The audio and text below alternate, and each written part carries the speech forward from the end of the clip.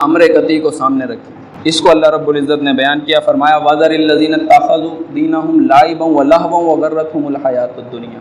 छोड़ दो ऐसे लोगों को, वज़रिल्लज़ीना छोड़ दो ऐसे लोगों को, छोड़ दें, मुलाकात ना करें इनके साथ, बातचीत ना करें।